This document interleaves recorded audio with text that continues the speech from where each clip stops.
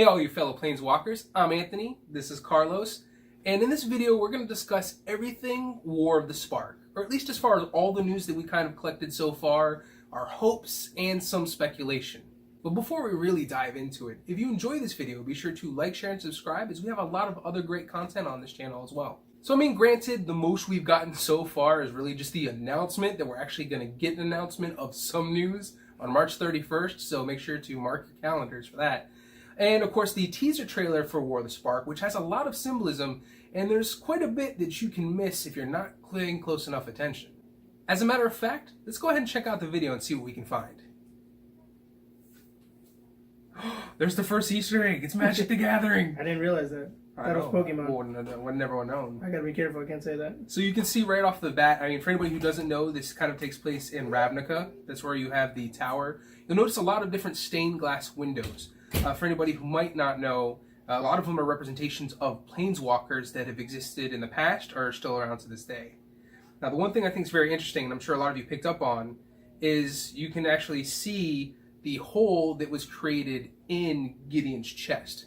Now, there's a lot of speculation going around, especially because it's kind of his history and his story. In the lore, per se, there's many hints of him being told that he will be giving up his existence or his life to defend others, and even throughout Gideon's storyline, he's been a defender of the weak, defender of the meek, as you would say. So there is a very leader of the white weenie decks. There you go. Yes, white. Yes. Yeah, let's talk about the white soldier decks, because you know those aggro mono whites, they're so skilled. So I mean, especially with the book that's going to be coming out to accompany this set, yeah. There is just a lot of speculation, especially with this teaser that we've seen, that he's going to be the one to give up his life to kind of stop all of this madness. The story is actually, aside from most of the novels being written by Wizards of the Coast writers, supposedly this novel is actually directly from Wizards of the Coast rather than just being published by. Yeah. And it's either he's going to be dying, like full-on death, or, as we all know, losing the spark, which would make that's what makes a Planeswalker, for those who don't know. Yeah. Without that spark, they're just legendary creatures. Yeah. And then what you see is kind of all the lights getting snuffed out by this gust of wind that's kind of coming through. Now, I mean, what we think may be the case as far as those candles being blown out is it could be, again, a symbol of all these Planeswalkers that are fighting in this war, losing their spark, or possibly even dying. So there may be more deaths than just Gideon. This could be kind of the Infinity War of Magic the Gathering. Yeah, a lot of people are talking about it being the Avengers Part 2 or. I get to see Gideon now, just like, Jace, I don't feel so good. Everybody just starting to turn to dust. One of the things that I thought was interesting was, I didn't realize this, but apparently Liliana, who's my favorite Planeswalker, had a thing, or did have a major thing with Jace, and they were saying how funny it would be to have Jace be killed and have Lily resurrect him. Oh no! And then it's her boy toy, as they say.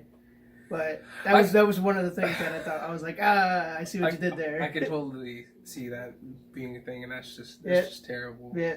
But then what it ends up leading to is the kind of final moment of the teaser trailer, to where we kind of see the smoke from the ignited candles kind of go into the horn, and the light being kind of the little tip of his head, basically. Yeah, of Nicol Bolas. Nicol Bolas. A fun name to say. Yeah. And it's a fun little game. See how many of the Planeswalkers in the stained glass windows you can name, and whoever gets the most correct, we'll go ahead and make it the pinned comment for this video. So, and it's going to be a pretty epic battle. This is, again, one of the bigger events. You'd almost expect this kind of out of something, again, Marvel would do. Maybe not necessarily the movies, but the comics. And they've already stated this is actually not going to be one of their major sets, funny enough. It is going to be broken down into three different or a major block, I should say. Yeah. It is going to be broken into 3 sets so far, is what we've been told. Mm-hmm. One of the things that I saw on it, 2 things actually, one partially lore related, the other one part of set related, is that as of right now, it's not officially part of the tournament's sets. So normally every year, as of right now, with the new block set that started over a year ago, those usually what get brought into standard. Exactly. So this one particularly is not going to be accepted in the World Championships, rather in standard only, which is very odd that World Championships, one of the things I saw was it wasn't going to be yet implemented or accepted in the World Championship yet. Well, I mean, because there's, again, a lot of speculation going on as what we're going to be seeing here. So one of the big things that was being talked about that you brought up to me was the fact they're going to be reprinting, supposedly, a lot of different Planeswalkers. Yeah, actually, they're doing 36, and that's essentially all of them, with, I think, maybe one or two that are new. Yes, so there's 2 of them that were announced specifically within the War of the Spark book. The first one being Teo, who is a shield mage, and the other one's still relatively unknown. Just kind of has the Lady of the Mist kind of... Which, I was looking at it thinking it might be more related to the Kamigawa and the Bushidos, and... It's been a while since we've seen a set involving that. Mm-hmm. So and that was a really fun set. Kamigawa was... The snake decks, those are my favorite. One of the other things that I thought was interesting over the whole speculation, this is more lore related, was that Liliana would be the one bringing everyone's death or everyone's spark removal, because throughout the story, she's been dealing with demons throughout her entire existence after her brother died. And also look at the feud with Gareth. Yeah, that too. And whatever happened to Gareth? He's still on a pirate boat. Leave him alone. No, but there was that was the speculation, because technically he mind controlled her the same way that 5 different demons did apparently to her. So it's more like there might be some kind of change of you should say allyship with her. Yeah. Well, I think what would be most interesting is, rather than necessarily reprinting all these Planeswalkers, you and I kind of spoke about this before, I think what would be really cool, instead of just having all these Planeswalkers, because I think one of the things that you read, again, rumor, speculation, was that each pack would give you a Planeswalker. So one of the biggest things that they're doing, and this is probably the reason why they're not going to say that they're going to accept this as a championship type, because there's going to be a lot of shenanigans. Yeah, because if supposedly every booster pack is going to have still the 15 card booster packs, except that each one will have 100% a Planeswalker. Mm-hmm. So that has obviously never been done. And the idea is, like you were saying earlier, could these Planeswalkers be labeled legendary creatures rather than actual Planeswalkers? And I honestly feel like, at least this is, again, when we're talking about speculation, this is my hope, that is the direction I'll take it, because one, and I think it'd be a lot more interesting, not only lore-wise, but also gameplay-wise, to have a lot of these Planeswalkers instead as legendary creatures, because they may have lost their spark during this War of the Spark. Yeah. But then again, this is supposed to be the first set of 3. Maybe they won't do that right away. Who knows? Now, the other thing about it is this is coming up into the Ravnica block, which, as we all know, 3 blocks is usually what they do, or I should say 1 block is 3 sets. Yeah. This being the 3rd one, so it possibly could be part of the Ravnica block, but because it is the beginning of a war, we could easily see another 3 sets, plus 2020 core set has already been announced and is going to be previewed soon, and that's all coming literally in April. So, or I should say, it's coming very, very soon. That's the idea, is that this is the 3rd and final part of Ravnica, but it's a war, so it would easily and could easily be another 3 sets. Exactly. I don't think this is going to be the last we're going to see of what's going on. Yeah. I'm really excited to see what's going to be reprinted as far as the Planeswalkers. And most importantly, out of everything, at least for me... Karn. Well, Karn, but for me, Karn. Yeah. They're reprinting Tibalt. And apparently, Tibalt being the troll manifestation of a troll on a card... I'm hoping that he looks like a troll. 40 times better. But he's a demonic planeswalker. That's just so awesome. Demon decks. Mono red demon decks. Come on. But that is one of the bigger things, at least for me, that I'm interested in seeing what they're going to do. If they decide to go... Because I honestly think, based on a storyline, if everybody's spark gets snuffed out, and they do make them into planeswalkers, that opens up a whole crazy laundry list of decks that you can make. Not to mention there's 36... You could have more likely a playset of them, because legendary creatures only have the legend rule to deal with. Yep. So you have all of that nonsense. Think about the fact that you could easily make a planeswalker deck only, where they're all legendary creatures. That would be, I think that'd be very hard. You could probably pull it off. Well, here's the. But it would be difficult because most legendary creatures, they have some pretty high mana costs. Well, that's the thing that you're wrong about. Dominaria started something called sagas, which are considered legendaries. True. There is one card in there. It's a 4-cast. I'm sorry. It's a 5-cast. It's an artifact. Yeah. Pay 4, cast the saga, play it. So even if a planeswalker is, let's say, 7 mana, you pay 4, you play it. Yeah. For free. Okay. Trust me, I've seen a couple decks in Standard do that. That's true. I kind of forgot about that. Oh, I didn't because I got beaten by that a lot in Standard.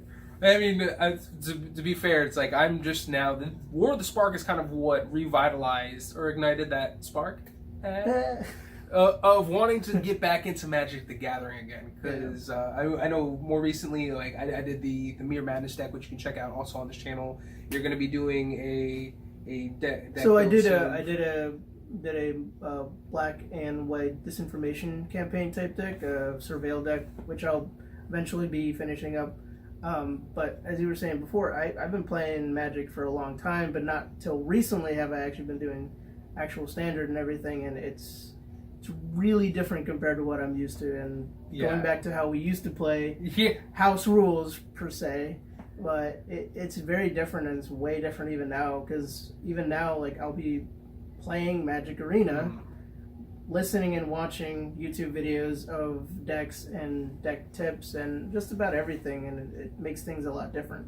Makes Standard a lot different, especially with 36 Planeswalkers. Yeah.